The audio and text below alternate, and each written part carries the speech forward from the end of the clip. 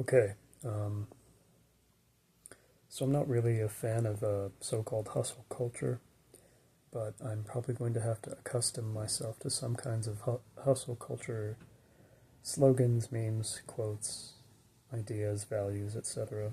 Because if I don't, then I just won't be able to have the kinds of money I need, the kinds of monetary resources I need to achieve big goals in the world of writing.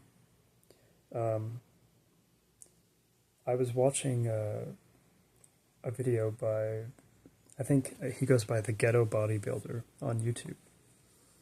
Um, and, he was just getting ready for a workout, having his pre workout, being sort of fun and charismatic and everything, as usual. And he said something that I didn't think was really profound in the moment that I watched it, but then I realized, like, this is important. So he said, I never met a dollar that hated on me.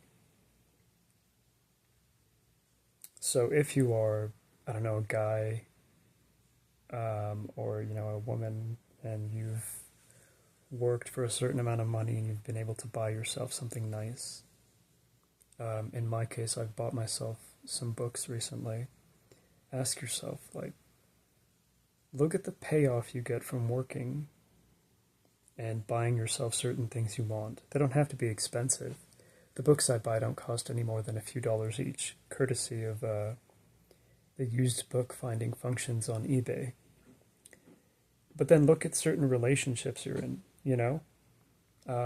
like friendships or something. You put a certain amount of resources into them, and then it's like maybe you end up in a situation where you can't even honestly share anything about your problems without getting some stock phrase or cliche or some kind of dismissive treatment, you know, from someone who you tend to be really receptive to the emotional needs of.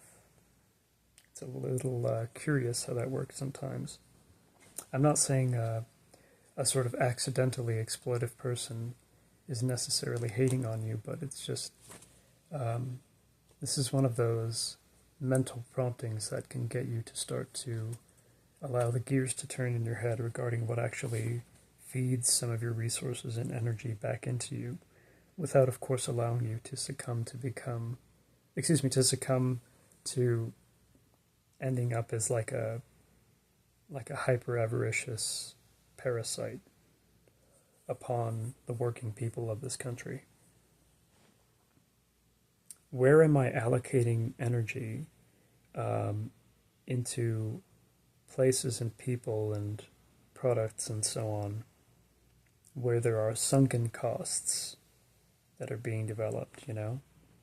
Fortunately, I have positive relationships with everyone in my life right now, or at least everyone at home. So, which 20% of my inputs generate 80% of the value in my life?